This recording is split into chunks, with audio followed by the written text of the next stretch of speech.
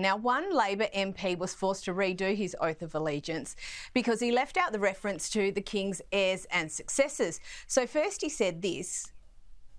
I take this oath under protest and in the hope that one day my fellow citizens will democratically decide to live in a republic. Until that time, I do solemnly, sincerely and truly declare and affirm that I will be faithful and bear true allegiance to His Majesty King Charles, according to law.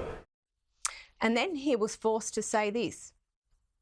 I was elected to Parliament to represent my constituents and our country to the best of my ability to defend democracy and uphold human rights. And one day, I hope all members of Parliament will be entitled to swear an oath of allegiance based on those values. I do solemnly and sincerely and truly declare and affirm that I will be faithful and bear true allegiance to His Majesty King Charles, his heirs and successors, according to law. Gemma, it's part of the job, the irony and the entitlement. Well, I mean, I reckon he'd probably be one of the most unpopular people in the UK, because even though the Tories got unceremoniously flogged in that election, the royal family is incredibly popular. Not just Charles and Camilla, but William, Kate, Prince Louis is more popular than that turkey. I guarantee it, any day of the week and 3 times on Sundays. I mean, this is what I'm talking about with an ideological bent. You know, Keir Starmer, I don't know whether he's a Republican by nature, but he's not adverse to taking the knighthood. You know, he's not adverse to being Sir Keir and Lady Victoria Starmer. I mean, this is the worst of the sort of ideological mob who come into Parliament and say everybody must bow before the particular thing that is my barrow to push. Yeah, absolutely. Now, also this week, the King met with world leaders at the Blenheim Summit, organised by Prime Minister Keir Starmer. Now, Louise, what was the purpose of the summit and how else did the King contribute? The purpose of the summit is to really ingratiate the British PM with his European counterparts. It was held at Blenheim Palace, as you say, which itself is a fantastic venue to host this sort of event. Given their history, it was where Sir Winston Churchill, in fact, was born. So it's rich with a great narrative of democracy and sort of great decision-making over the years. And the fact that Zelensky was there, the Ukrainian leader, and obviously Charles met with him and had a private meeting with him as well, and you could see the warmth between them. There was some laughter and Zelensky sort of patted Charles on the arm, and you can see that that's done amazing work, even more than more recent events, I guess, to really confirm the UK's power and support for the Ukraine. So to see, you know, Charles in that arena with all those European leaders, he really, I mean, they're so thrilled to see him. He seems very easily laughing and chatting with the Greek leaders and the Prime Minister of anyone, any president or any Prime Minister who comes into his orbit is delighted to be with him. So I think Sir Keir Starmer, as we've discussed, would be thrilled to bits to have him there. Now, still with you, Louise, and last week the King and Queen confirmed their tour to Australia in October. Is it as we expected? I think to an extent we were expecting a scale down too. I mean, the mere fact that Charles is coming out here with Camilla in a year where he's battling cancer is just outstanding, really. I don't think anyone would mind if he said, look, I might come out in a couple of years or in 5 years, but the fact that he's determined to make this his 17th visit to Australia and get around and see as many people as possible is just fantastic. What we do know is that the tour in Australia will largely centre on New South Wales and the ACT, probably a visit to both Parliament houses in those areas as well. No doubt there'll be plenty of people who'll be disappointed they don't get to see him. New Zealand's off the menu, they're not going there, but they are going to Samoa. So whether we'll see him back on Bondi Beach, I don't know. Let's see. We might see him down at Manly as well.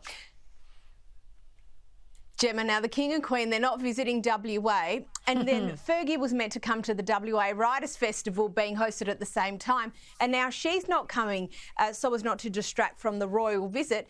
Bit of a shame for the West Aussies. Coldplay came. Listen, not everyone likes to come to the hermit kingdom, Caro. You know how it goes. I think it's just practical realities. Like it's so isolated, it's so far, and as we know, the king is not well. He is battling cancer. He's not a spring chicken anymore. I think he's doing a great job to come. That flight from London is a punish. I don't care whether you've got your own private jet. It's a darn long way. So I think West Australians, we did get Coldplay, but we didn't get Taylor Swift. So these things happen. You win some, you lose some, I suppose. Now, Louise, speaking of winning some, we did get to see Princess Catherine at Wimbledon. She received a standing ovation. Here it is. And here we are, the appearance of Her Royal Highness.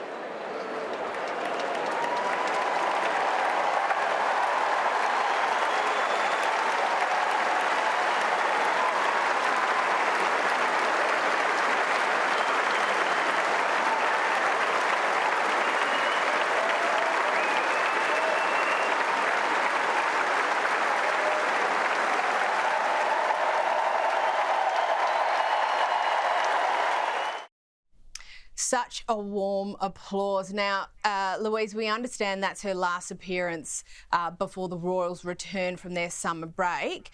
Do we know what's next?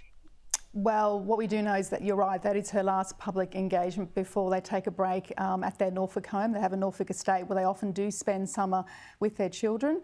And other family members come up to visit them as well. So she does need a break to sort of recuperate and rest, and obviously keep her preventative chemotherapy treatment up as well. But looking at that footage, it's just marvellous, isn't it? The way she sort of came into the arena and walked down to her seat, and the way Princess Charlotte looks up at her mother with this pure admiration and love, and thinking, Mummy, you're just so brave, what you've gone through, and the fact you've come here today. And she's so humble about it as well. There's no flicking of the hair or flourish or look at me. It's very much I'm so happy to be here and thank you for making me feel welcome. It was just marvellous to see.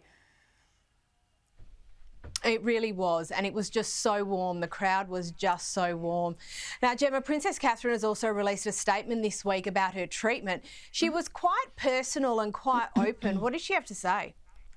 Well, she was obviously talking about the personal impact that it's had on her and the family, and how much she really is connected to the community who feel like they've been on this journey with her. And the thing that I think, coming back to the first story about the swearing in of the members of Parliament, this is the reason why, the monarchy, I think, is in safe hands. This is the reason why the monarchy is in safe hands, because you've got Princess Kate, and if you remember when she first started, I can't remember whether she was dating Prince William or they were first married, but, everyone was clutching their pearls when she wore the same dress twice, or when she opened a door herself. Like, that's not affectation. That's just clearly who she is. And the way she's handled this cancer announcement, and the way that she's been so transparent, so more private than someone like me, who is clearly not the future Queen of England, would be.